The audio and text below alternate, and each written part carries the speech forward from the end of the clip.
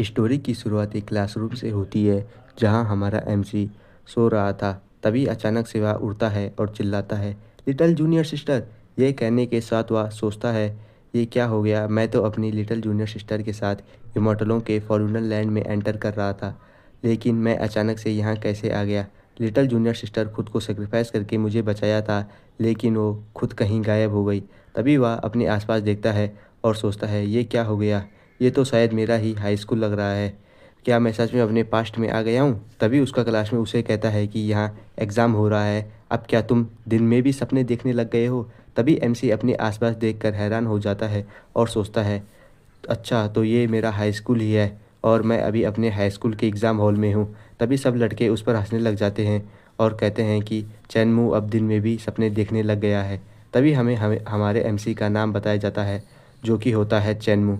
तभी क्लास की सबसे ब्यूटीफुल लड़की यूई सोचती है कि मॉम डैड चाहते हैं कि हम दोनों साथ रहें, पर इसके जैसे लड़के जो कभी पढ़ाई को सीरियस नहीं लेते, वो लोग कभी बरदर हुआ से मुकाबला नहीं कर पाएंगे। नेक्स्ट सीन में हमें टीचर्स एंड प्रिंसिपल दिखाए जाते हैं, जो बच्चों से कह रहे थे कि एग्ज़ाम में ध्यान दो वरना तुम्हें एक एक करके फेल कर दिया जाएगा।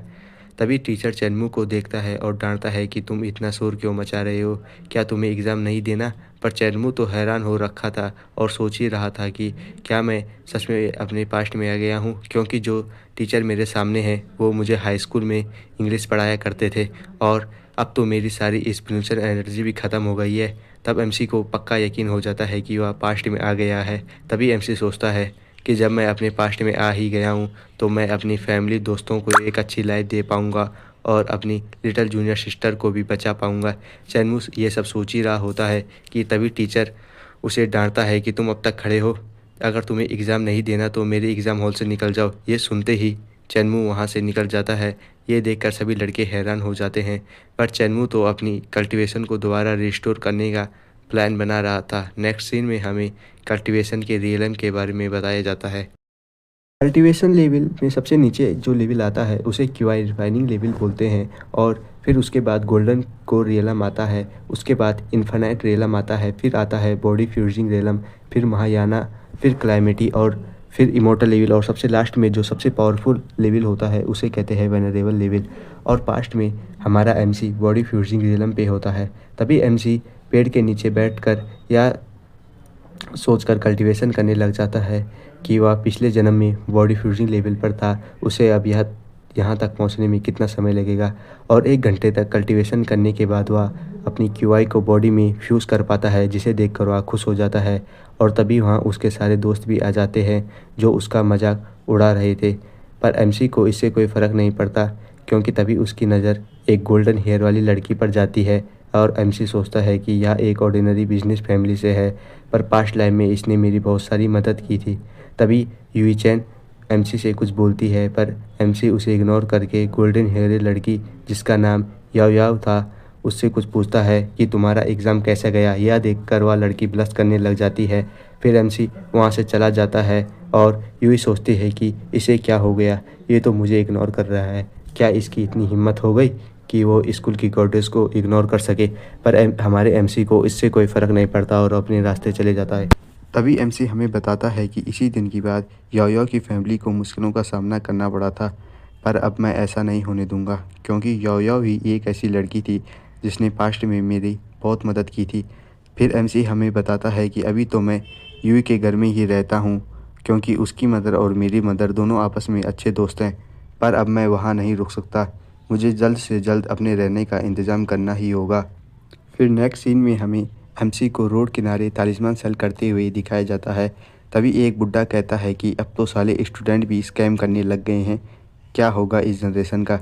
ये सब सुनकर तो सारे लोग एमसी की तरफ देखने लग जाते हैं, पर एमसी तो खुद में मन ही मन अपनी तारीफ़ करके खुश हो रहा था और सोचता है कि मेरी कल्टीवेशन भी इतनी अच्छी हो गई और मैंने इतने अच्छे तालिस्मान भी बना लिए, अब तो मैं बहुत सारे पैसे कमा पाऊँगा। एमसी यह सब सोच ही रहा होता है कि तभी वहाँ एक लड़की आ जाती है जिसका नाम जिनपाई होता है, और वह लगातार एमसी से इन तालिस्मानों के इफ़ेक्टों के बारे में पूछने लग जाती है। फिर एमसी उसे बताता है कि यह सब तालिस्मान मैजिकल हैं, पर वह लड़की उससे पूछती है कि क्या ये मरे हुए को भी ज़िंदा कर सकते हैं या फिर कोई पुरानी इंजरी को हील कर सकते हैं। एमसी कहता है हाँ हाँ। एमसी का शक्ल तो इस बार देखने लायक थी। लास्ट में फिर वह एक सोल रिकवरिंग तालिस्मान के बारे में पूछती है कि क्या वह सच में किसी कोमा के व्यक्ति को भी वापस ठीक कर सकता है। एमसी कहता है हाँ हाँ। फिर वह लास्ट में उसके प्राइस के बारे में पूछती है। एमसी बताता है कि इसका प्राइस 30 युआन पर पीस है। और यह सुनकर तो वह लड़की खुश हो जाती है और उसे बाय करने लग जाती है। लेकिन तभी वहाँ जिनपाई की दोस्त आ जाती है और उसे गाली देते हुए कहती है, क्या तुम्हारा दिमाग ठिकाने पर भी है? क्या तुम एक कागज़ के टुकड़े के लिए 30 युआन दे रही हो? पर अपने दोस्त के मना करने के बाद भी वह लड़की एमसी से वह तालिस्मान बाय कर लेती है। फिर नेक्स्ट सीन हमें एमसी के रेंटेड हाउस का दिखाया जाता है, जहां एमसी अपनी कल्टीवेशन कर रहा था। और इसके बाद हमें जिनपाई के हाउस का भी सीन दिखाया जाता है, जहां जिनपाई अपनी ग्रैंडफादर से अपनी ग्रैंडमदर की तबीयत के बारे में पूछती है। तब हमें यह पता चलता है कि जिनपाई की ग्रैंडमदर की तबीयत ख़राब है, इसीलिए जिनपाई ने एमसी से वो तालिस्मान बाय कर लिए थे। उसके बाद जिनपाई अपने ग्रैंडफादर को बताती है कि आज मैं एक एक्सपर्ट से मिली हूँ और उसने मुझे बताया कि इन तालिस्मान का यूज़ करके मैं अपनी ग्रैंडमदर को भी बचा सकती हूँ, क्योंकि उसके सारे तालिस्मान मैजिकल हैं। यह सब सुन के ग्रैंडफादर कहता है, जिनपाई तुम बच्चों वाली बात कैसे कर सकती हो? तुम्हारी ग्रैंडमदर बीमार है और मैं सिटी के सबसे अच्छे डॉक्टर से भी उसका इलाज करवा चुका हूँ। उसने भी अपने हाथ खड़े कर दिए और कह दिया कि तुम्हारी ग्रैंडमदर का इलाज नहीं हो सकता। तुम बचकानी हरकतों को छोड़ो। पर बार बार जिनपाई के फोर्स करने पर उसके ग्रैंडफादर मान जाते हैं और उस तालिस्मान को जैसे ही अपनी पत्नी के ऊपर यूज़ करते हैं तो वहाँ से एक ख़तरनाक लाइट निकलती है और जिनपाई की ग्रैंडमदर ठीक हो जाती है। यह सब देखकर ग्रैंडफादर हैरान हो जाते हैं और जिनपाई से कहते हैं, जल्दी मुझे उस एक्सपर्ट का नाम बताओ। जिनपाई कहती है कि मैंने तो पूछा ही नहीं। फिर जिनपाई के ग्रैंडफादर कहते हैं कि जल्दी जल्दी मुझे उस बैकग्राउंड के बारे में बताओ। अगर पता है तो बताओ, नहीं तो उसके बारे में पता करो, मैं खुद उनसे मिलने जाऊंगा। फिर नेक्स्ट सीन हमें एमसी का दिखाया जाता है, जो कि कल्टीवेशन कर रहा था और कह रहा था कि अर्थ की क्यूआई बहुत कम हो गई है, मुझे ब्रेक थ्रू करने के लिए और क्यूआई की ज़रूरत पड़ेगी। तभी एमसी अपनी फ़ोन की तरफ देखता है, जिसमें उसकी मदर की कॉल आ रही थी। वह जैसे ही कॉल उठाता है, उसकी मदर उससे कहती है कि जल्दी से यांग एयरपोर्ट आ जाओ, हम तुम्हारी ग्रैंडमा के फ्यूनरल में जा रहे हैं। पर 600 साल बाद अपनी मदर की आवाज़ सुनते ही एमसी इमोशनल हो जाता है, पर जैसे तैसे वह अपनी इमोशन को कंट्रोल करके एयरपोर्ट की तरफ निकल जाता है। फिर एयरपोर्ट पहुंचते ही एमसी हमें बताता है कि कैसे वो एक टूल की तरह यूज़ किया जा रहा है यान फैमिली से क्लोज आने के लिए, क्योंकि चाइना में बड़ी बड़ी फैमिली और बड़ी होने के लिए एक दूसरे से शादी कर लेती है। पर चेनमू कहता है कि जब इस बार मैं पास्ट में आ ही गया हूँ तो इस बार मैं ऐसी गलती नहीं करूँगा। पर पास्ट में तो यान फैमिली ने मैरिज कैंसिल कर ली थी, जिसके चक्कर में मुझे बहुत कठिनाइयों का सामना करना पड़ा था। और जब वह एयरपोर्ट पर उतरता है और अपनी माँ को 600 साल बाद देखता है तो वह देख कर ही इमोशनल हो जाता है और फिर वह अपनी माँ को मस्का मारने लग जाता है कि तुम इतनी बूढ़ी हो गई हो। फिर दोनों सन और मदर बात करते करते ली फैमिली की ओर चले जाते हैं, जो कि उसकी मदर की फैमिली है। फिर हमें यांगजिन सिटी का सीन दिखाया जाता है, जो कि ली फैमिली के अंडर आती है। नेक्स्ट सीन हमें ली फैमिली का दिखाया जाता है, जहां एमसी और उसकी मदर पहुंच जाती है। ली फैमिली का बटलर एमसी की मदर से कहता है, मिस आप यहाँ क्यों आई? बटलर की कैसे रिएक्शन पर एमसी को पता लगता है कि उसकी माँ पार्टी में इनवाइट नहीं है। तभी एमसी की मदर कहती है कि क्या अब एक डॉटर अपनी माँ को रिस्पेक्ट देने भी नहीं आ सकती? फिर वो दोनों अंदर चले जाते हैं। फिर हमें ली फैमिली का सीन दिखाया जाता है, जहाँ एमसी के अंकल उसकी मदर को कह रहे थे कि तुम यहाँ क्यों आई। फिर एमसी का थर्ड अंकल कहता है कि सिस्टर मदर को लास्ट टाइम देखने आई है। फिर जैसे ही एमसी अपनी मदर के साथ आगे जाने लगता है, वैसे ही उसके अंकल उसे रोक देते हैं और कहते हैं, तुम्हारे पास हमारी ब्लड लाइन नहीं है। भले ही तुम्हारी माँ के पास हमारी ब्लड लाइन है, पर हमें नहीं पता कि तुम्हारे पास हमारी ब्लड लाइन है या नहीं, इसलिए तुम अंदर नहीं जा सकते, इसलिए तुम हमारी मदर को रिस्पेक्ट नहीं दे सकते।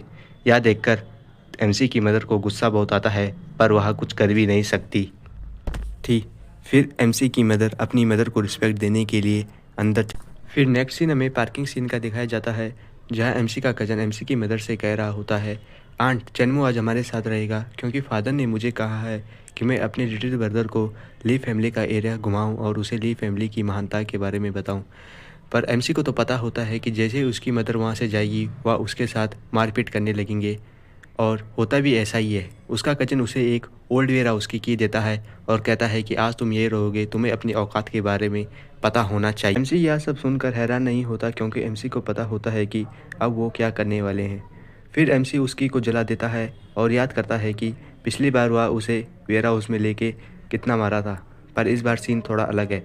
फिर हम थोड़ी देर बाद देखते हैं कि एमसी का कज़न अपने दोस्तों के साथ एमसी को मारने के लिए आ रहा होता है। जैसे ही वेयर हाउस में एंटर करता है, वह देखता है कि एमसी तो एक कुर्सी पर बैठ रखा है। फिर एमसी उनसे कहता है, तुम्हें क्या चाहिए? फिर एमसी का भाई अपने दोस्तों को ऑर्डर देता है कि इसके हाथ पैर तोड़ दो, पर इसे जान से मत मारना।